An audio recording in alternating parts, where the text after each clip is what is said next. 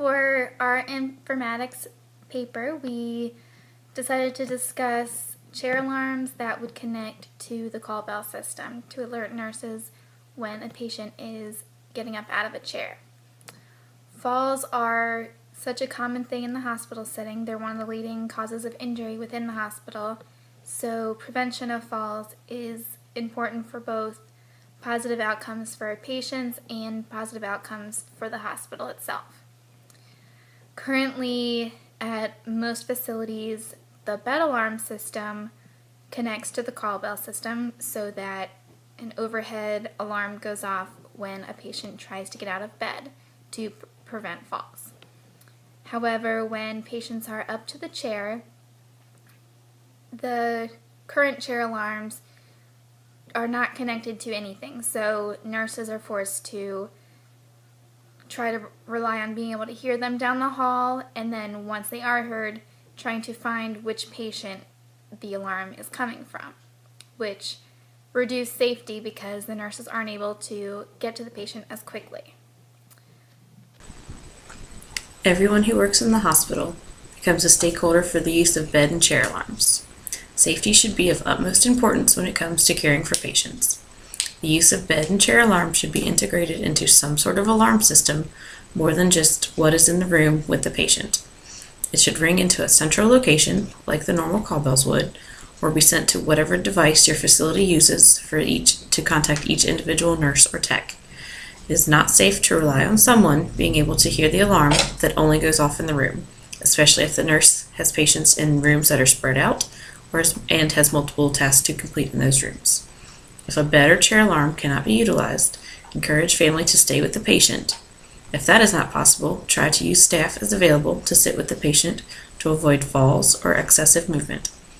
Each alarm has to be the right fit for each patient. For example, someone who is restless and cannot sit still may cause alarms to go off unnecessarily. Some patients may even require the use of multiple alarms to prevent falls and excessive movement. The portion of the paper that I had to complete was the critique of our device. I definitely agree that our device was a good one, but it also has its cons.